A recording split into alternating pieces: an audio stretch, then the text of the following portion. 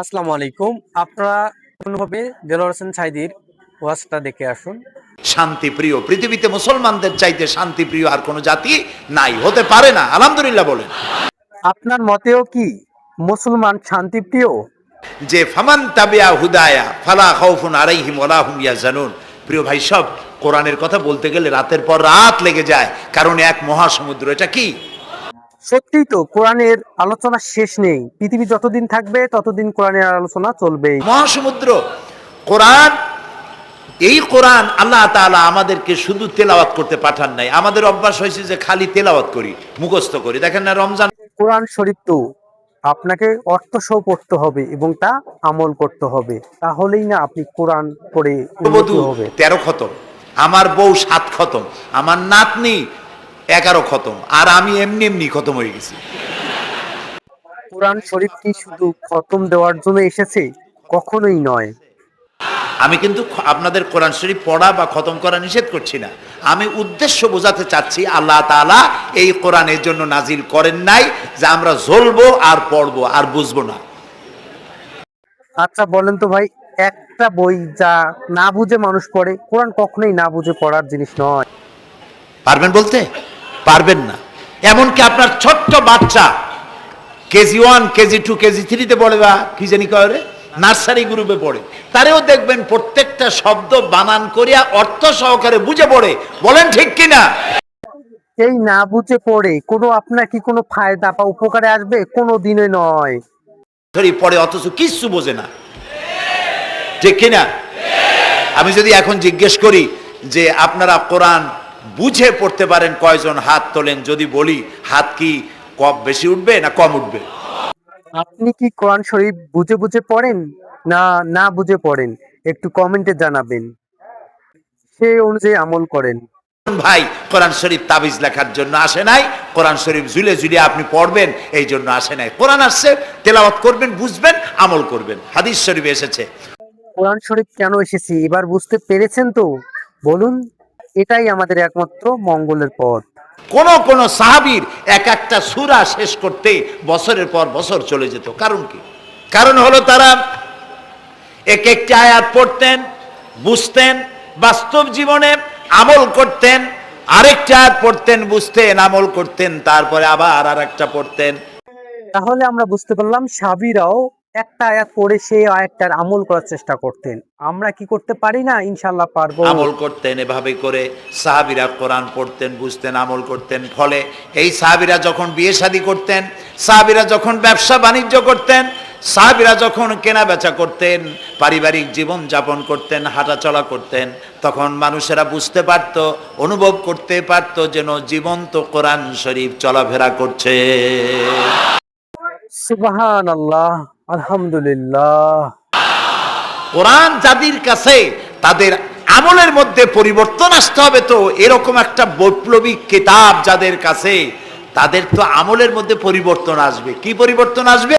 আমলের মধ্যে পরিবর্তন আসবে সব মুসলমানের। এরা যদি ব্যবসায়ী হয়, ওজনে কম দেবে না। সুবহানাল্লাহ কবেন না? আর এখন আমরা যা করি, সুবহানাল্লাহ থুইয়া খালি নাউজুবিল্লাহ কওয়া দরকার, ঠিক কিনা ভাই? কারণ কোরআন শরীফ আমরা অর্থ না বুঝেই শুধু পড়ি, এজন্যই আমরা এই কাজটা করি এখন। মুসলমানের চাইতে এত ওজনে কম দেওয়ার লোক আর আছে কিনা সন্দেহ। ওজনে দেবে কম, খাদ্যে দেবে ভেজাল, সাক্ষী দেবে তো মিথ্যা সাক্ষী দেবে, ওয়াদা খেলাপ করবে, আমানতের খেয়ানত করবে, এরপরে ধার করবে, টাকা শোধ করবে না। ছেলে দিয়ে বলাবে, বলো আব্বা বাড়ি নেই।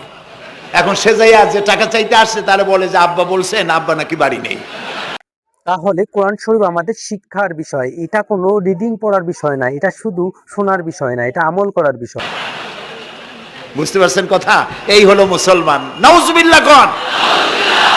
এই জন্য আল্লাহ তাআলার নবী বলেছেন, ওয়ামান আমেলা বিহি উজেরা, যে ব্যক্তি কোরআন পড়বে, আমল করবে, আল্লাহ তাকে পুরস্কার দিবেন। কোথায় কোথায় দেবেন কোন তো? 2 জায়গায় দেবে, ইহকালেও দেবে, পরকালেও দিবে। তাহলে কোরআন শরীফ বুঝে পড়লে আমরা ইহকালে ও পরকালে শান্তির দেখা পাবো। আল্লাহ তাআলা নিজেই বলেন।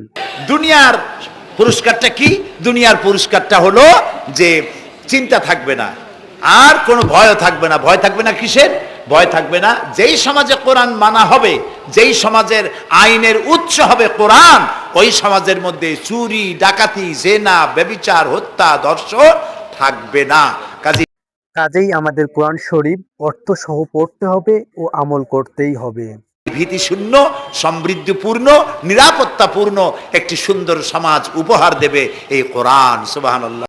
সুবহানাল্লাহ ওয়া বিহামদিহি লা ইলাহা ইল্লাল্লাহ। সেই কোরআন আমরা তাবিজ বানাইছি, এটারে গোলাইয়া এই কোরআন শরীফের পাতা লিখিয়া তারপরে কি জানি কয় পানির মধ্যে দিয়ে গোলাইয়া এগুলি খাওয়া হয়, মাদুলির মধ্যে ঢুকাইয়া গলার মধ্যে ঝুলানো হয়। দেখেন এই বাংলাদেশে যেসব কোরআন শরীফ ছাপা হয়, এই সব কোরআন শরীফের দুরবস্থা। এটা আছে কিনা আমি জানি না। তাহলে কি কোরআন শরীফ তাবিজের জন্য শুধু? পানি গুলিয়ে খাওয়ার জন্য? কখনোই না। আপনি কি মনে করেন কমেন্টে জানান। আলহামদুলিল্লাহ এটা নাই।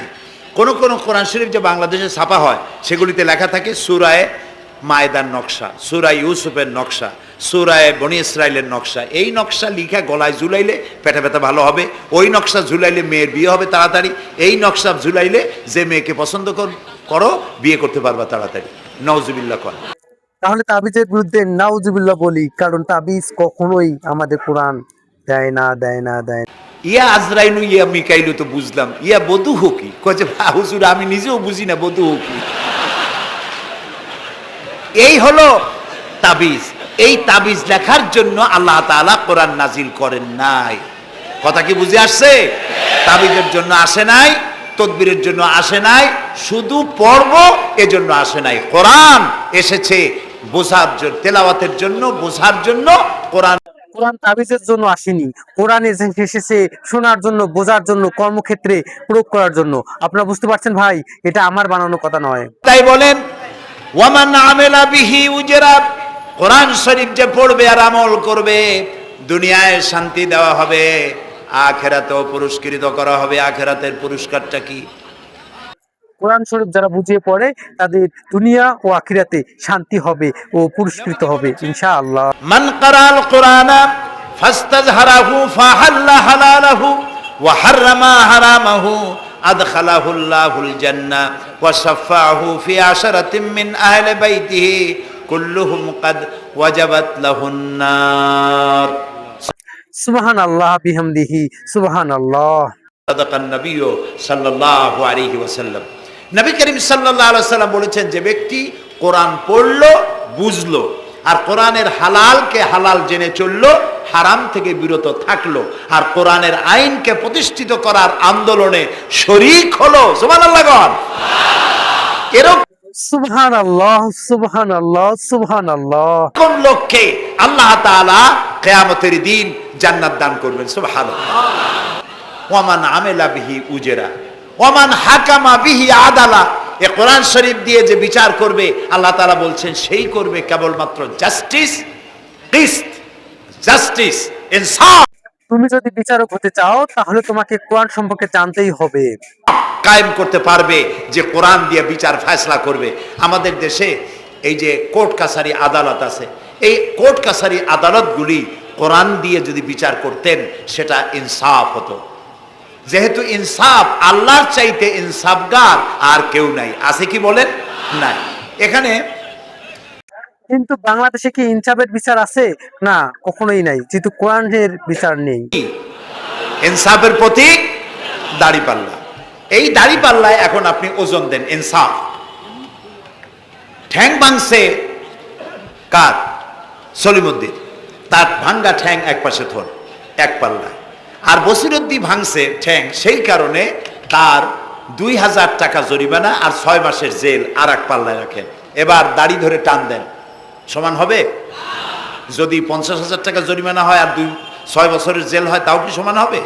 হবে না। সমান হবে কি হলে?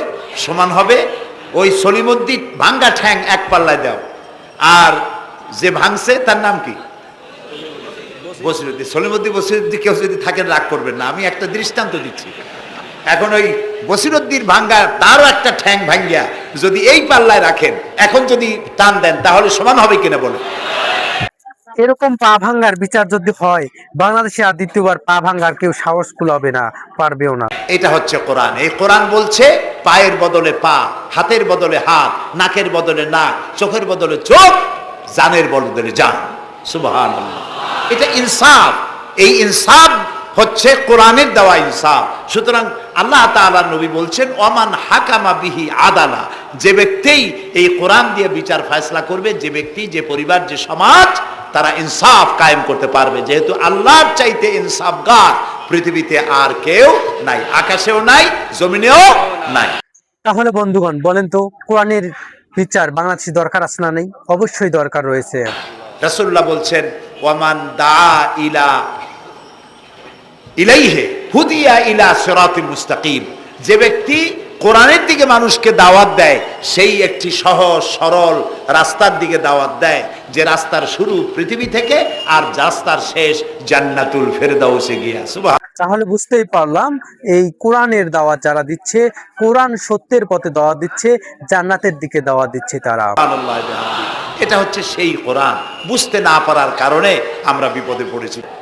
ইয়া আইয়ুহাল্লাযীনা আমানু হাল আদুল্লুকুম আলা তিজারাতিন তুনজিকুম মিন আযাবিন আলীম তু'মিনুনা বিল্লাহি ওয়া রাসূলিহি ওয়া তুজাহিদুনা ফি সাবিলিল্লাহি বিআমওয়ালিকুম ওয়া আনফুসিকুম যালিকুম খায়রুল লাকুম ইন কুনতুম তা'লামুন। হে বিশ্বাসীরা, তোমরা যারা ঈমান এনেছো শোনো। হাল আদুল্লুকুম আলা তিজারাতিন, আমি কি তোমাদেরকে এমন একটি ব্যবসার কথা বলবো না, যে ব্যবসায় তোমাদেরকে জাহান্নামের কঠিন। তো বন্ধুগণ, আপনারা এতক্ষণ শুনলেন দেলোয়ার হোসেন সাঈদীর ওয়াজ। যে ওয়াজটায় আপনার কোরআন সম্পর্কে বলা হয়েছে, কোরআন সম্পর্কে আপনার বিস্তারিত পড়তে হবে, অর্থ পড়তে হবে। আপনার কাছে খতমে শুধু পড়লে হবে না, আর হচ্ছে আপনি একটা আয়াতই পড়েন, কিন্তু সেই আয়াতটা সম্পর্কে আপনি যদি ভালো করে জানেন এবং আপনার মূল্যবোধ যদি সেখানে সৃষ্টি হয়, কর্মক্ষেত্রে যদি প্রকাশ করতে পারেন, সেক্ষেত্রেই কিন্তু আপনার হচ্ছে আপনার পরিবর্তন আসবে। আর এই ছোট ছোট পরিবর্তনই আপনাকে জান্নাতে নিয়ে যাবে ইনশাআল্লাহ।